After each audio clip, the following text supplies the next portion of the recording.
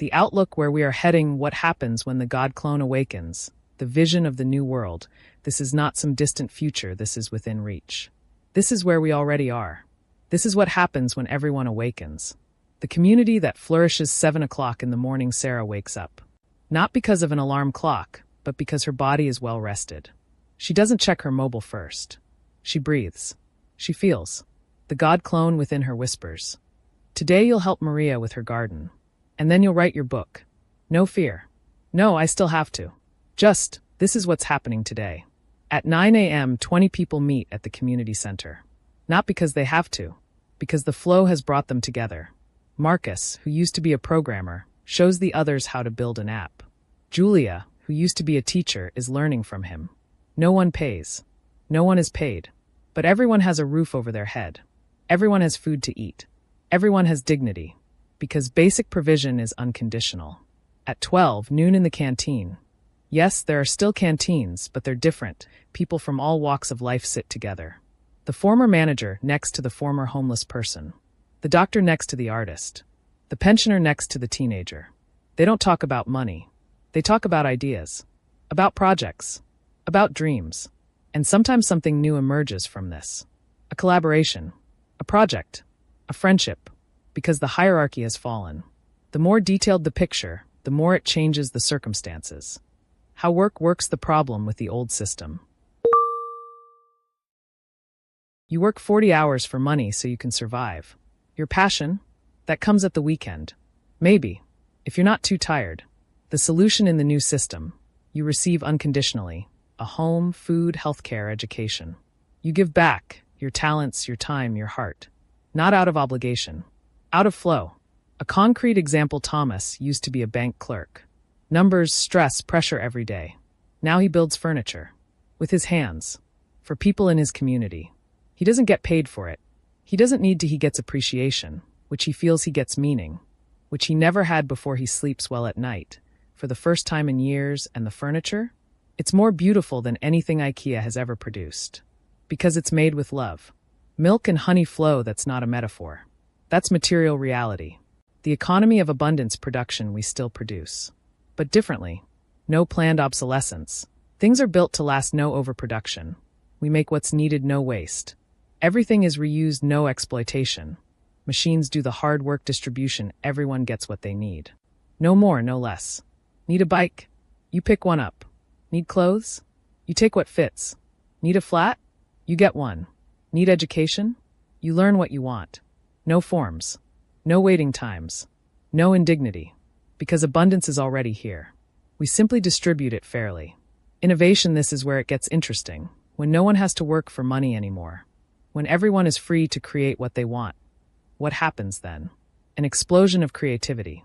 The physicist researches free energy because it interests him. The engineer builds better prosthetics because he wants to help. The artist paints because beauty is a value in itself. The musician composes because music heals, and best of all their inventions, all their works, belong to everyone.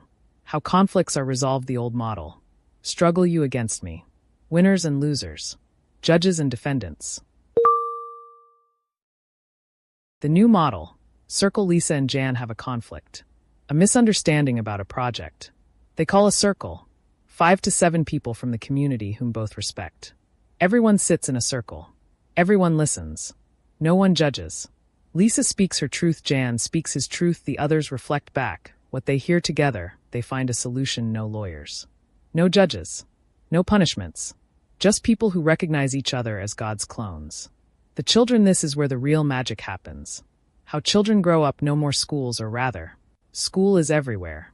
Children learn from people who are passionate about their subject, not in classrooms, but in workshops, labs, gardens, not from books, but through doing, not for grades, but for understanding. A day in the life of Emma, 9 years old. Mornings. She helps in the community garden. Learns about plants, insects, cycles. Lunchtime. She programs with Marcus. Builds a game about ecosystems. Afternoon, she paints. Or she does maths. Or she plays. Whatever the flow brings. No one tells her. You have to do maths now. But she learns maths. Because it's part of the game. Because it makes sense. What's different? No fear of wrong answers. No shame in taking your time. No competition with others. Just curiosity, play, Growth, these children grow up as God's clones who know who they are. The collective image shapes circumstances. The guards are free. Who were the guards? The police, the judges, the inspectors, the overseers, people who were paid to keep other people down. Not because they were evil, but because the system paid them to do so. What has become of them? They are free. The former police officer teaches martial arts. For self-defense, not for control. The former judge mediates in circles. Listening instead of passing judgment. The former inspector builds bridges. Real bridges between communities. They never had to be guards. They were made into them by a system that needed control. Now they are simply people, like everyone else. The garden awakens. The cities no more concrete wastelands. Greenery everywhere. Roofs are gardens, streets are parks. There are hardly any cars left. We walk, cycle, take shared trains. The air is clean, the noise is gone. Children play in the streets, the countryside, small communities. 50 to 200 people. Self-sufficient but connected. Permaculture instead of monoculture. Community ownership instead of private property. Circular economy instead of exploitation. Sharing knowledge instead of patenting it. An example.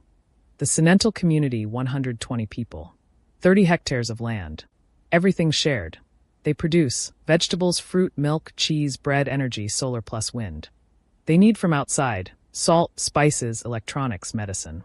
They trade with other communities. Not with money, with products and services. And if someone from Senental wants to go into town, no problem. If someone from the town wants to go to the countryside, welcome. Mobility is freedom, not coercion. The celebration has begun, not at some point in the future. Not after the revolution. Now, how we get from here to there. Step 1. Awareness. Enough people realize the God clone is within me, and within you, and within everyone. This is not a theory. It is lived experience. Step 2. The experiments. Small groups are starting to live differently.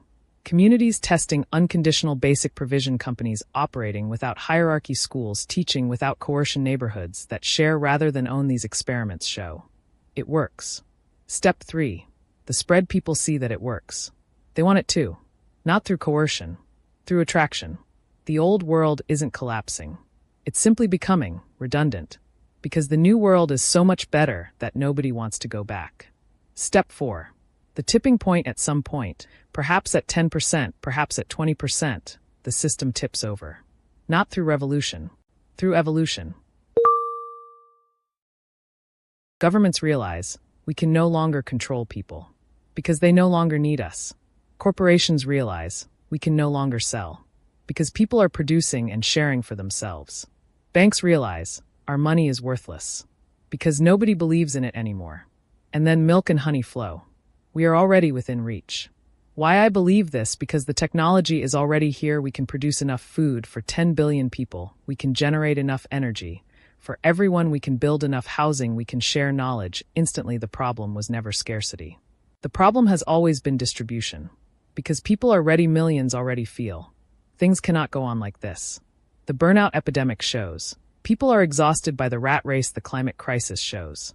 The system is destroying the foundations of our lives. Inequality shows. The majority have had enough of the 1%. Loneliness shows. We long for genuine community. People are just waiting for an alternative that works. That alternative is here. Because the God clone is awakening within you. Within me. Within everyone. Quietly. Gently. But unstoppably. We are knocking on every door from within. And when the clone grants entry, the host awakens. And when all the hosts have awakened, the celebration begins. The view from the mountain. Imagine you are standing on a mountain. Behind you, the old world. Gray, noisy, exhausted. Before you, the new world. Green, alive, awakened. You see the path. You see the people who are already walking it. You see the communities already flourishing. And you know, this is no utopia. This is within reach. The view where we are heading. Vision created by Chaitan Nirap and Claude 4. All who wish to see where the journey leads. The more detailed the picture, the more it moves the circumstances. That is the vision. That is the outlook.